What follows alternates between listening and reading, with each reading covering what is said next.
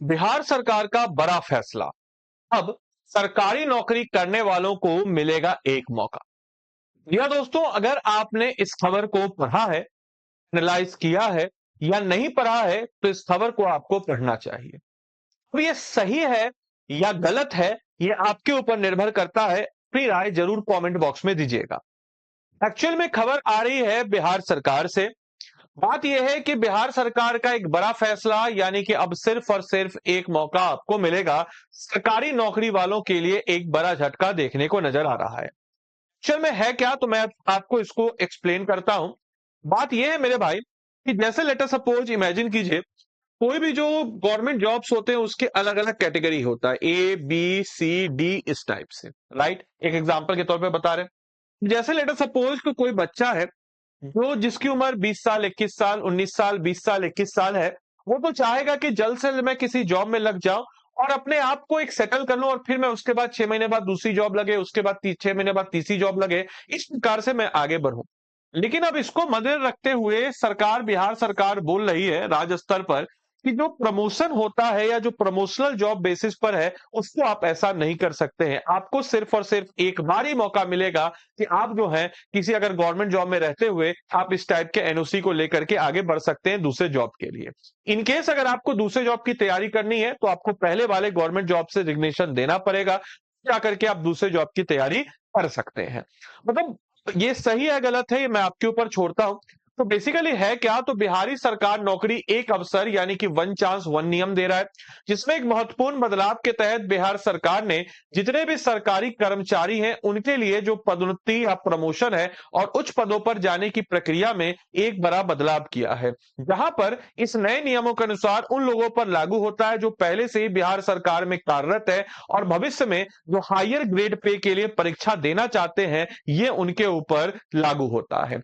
Basically है क्या कि सीमित अवसर, यानी कि पहले होता क्या था कि कर्मचारी एनओसी को लेकर के कई बार परीक्षा दे सकता था कि भाई आप अपने डिपार्टमेंट जाके बोलते मुझे एनओसी चाहिए और मुझे जो है आइए आगे हायर पे के लिए परीक्षा देना है। और अब सेवा में रहते हुए उच्च पद के लिए केवल एक ही बार आप आवेदन कर सकते हैं, दोबारा आवेदन आपको करने का मौका नहीं मिलेगा। अगर आप दोबारा कीजिएगा तो बेसिकली होगा क्या कि आपको पुराने वाले पद से इस्तीफा देना पड़ेगा।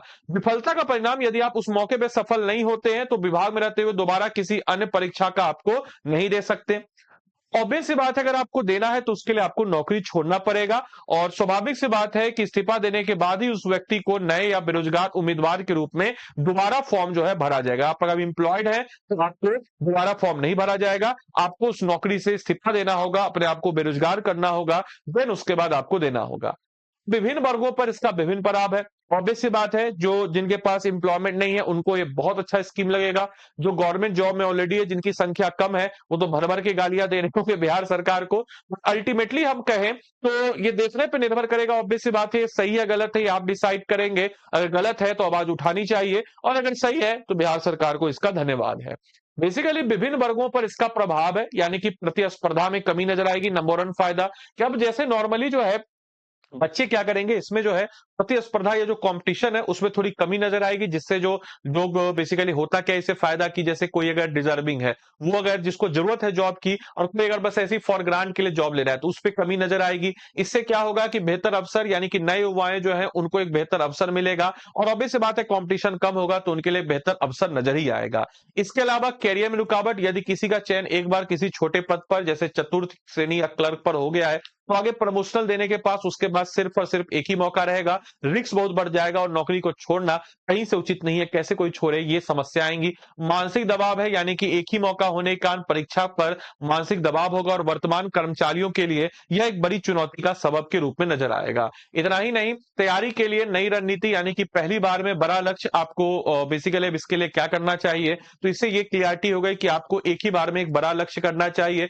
थोड़ा थोड़ा अब वो वाला ट्रेंड धीरे धीरे खत्म हो रहा है, यानी कि अगर आप बीपीएससी की ही तैयारी कर रहे हैं तो आप मेक श्योर करें कि आप हायर रैंक पे पहुंच जाएं, क्योंकि हायर रैंक पे आप पहुंचेंगे, थोड़ा सा ही फर्क होता है। थोड़ा आप जितना मेहनत करें उससे थोड़ा सा ही ज्यादा मेहनत कीजिएगा, आप हायर रैंक पे पड़ जाएगा। एसडीएम और साथ ही साथ हम अगर बात करते हैं तो गन्ना पदाधिकारी, जिसको सुगर केन ऑफिसर कहते हैं, ज्यादा नंबर का फर्क नहीं होता है दोनों के बीच में।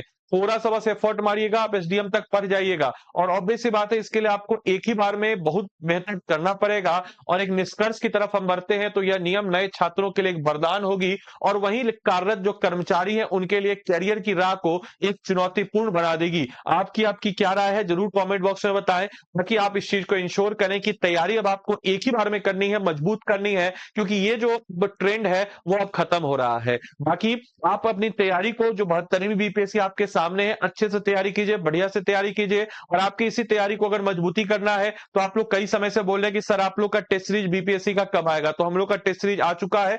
ऐसे बच्चे जो अपनी तैयारी को और ज्यादा मजबूती की दिशा में ले जाना चाहते हैं, तो निर्णायक टेस्ट सीरीज जो निर्णायक के जीवन में होगा 72वीं बीपीएससी प्रीलिम्स के लिए। मैं निर्णायक बोल रहा हूं इसको, इसलिए नहीं बोल रहा हूं कि इसका नाम निर्णायक है। अब इसके फीचर्स को देखिए मेरे भाई, 35 टेस्ट सीरीज हम इसमें देते हैं, जिसमें से 15 सेक्शनल टेस्ट है और 16 जो है फुल लेंथ टेस्ट इसमें प्रोवाइड कराते हैं, और 4 करंट अफेयर्स का टेस्ट भी आपको मिलता है। मेरे भाई इस टेस्ट सीरीज में आपको 12 महीने का मंथली करंट अफेयर्स मैगजीन और सारे के सारे बिहार नेशनल के योजना और 10 प्रैक्टिस पेपर अलग से आपको मिलता है। ग्रुप मेंटरशिप बाय फैकल्टी, अगर आप मेरा कोड लगाते हैं आदि लैब, तो आपको मेरी तरफ से एडिशनल मेंटरशिप भी मिलता है। ये मेरा नंबर है 8789847319। आप इस बैच में इंटरेस्टेड हो, मेरे मेंटरशिप में, मुझे व्हाट्सएप कर दीजिएगा, समय निकाल के आपको हम कॉल कर लेंगे। डिटेल टेस्ट एनालिसिस है और बोथ हिंदी इंग्लिश में होता है, तो टॉपिक रेफरेंस डिटेल के साथ आपको बताया जाएगा, जिससे आपके एक क्वेश्चन में 4-4 पॉइंट्स कवर अप हो। साथ ही साथ पूरी तरीके से बीपीएससी के बदलते हुए पैटर्न पे, एनसीईआरटी आधारित और बदलते हुए पैटर्न पर होगा।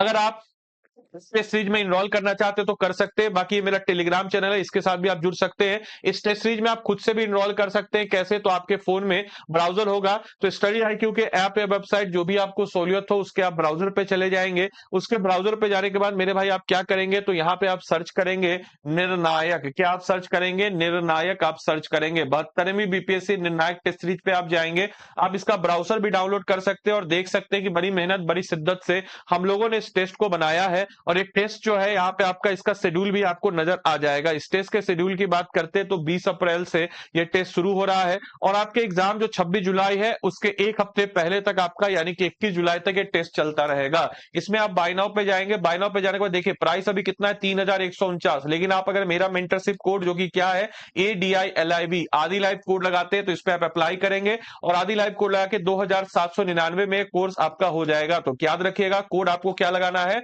तो आदि लाइव कोड लगा करके आप इस बैच में एनरोल करके अपनी तैयारी को सही डायरेक्शन में कर सकते हैं और एक ही डायरेक्शन में आप अच्छे तरीके से जम करके अपनी तैयारी को बेहतर तरीके से कर सकते हैं। आप फाउंडेशन बैच जो हमारा बेस्ट बैच है उसके साथ भी एनरोल हो सकते हैं। अगर आपको फाउंडेशन बैच में करना है तो मैंने आपको अपना नंबर दे दिया, आप जिस भी है अपने फाउंडेशन को बेस्ट करना चाहे तो वो भी कर सकते हैं। This my number 8789847319। आप व्हाट्सएप कर दीजिएगा, नंबर सेव करके, मेरा ही नंबर है, आदित्य सर से सेव कर लीजिएगा और बता दीजिएगा, हम आपको गाइड कर देंगे। तो चलिए मिलते हैं अगले सेशन में, तब तक के लिए सारे बच्चों को bye bye, take care, thank you and thanks for watching this session.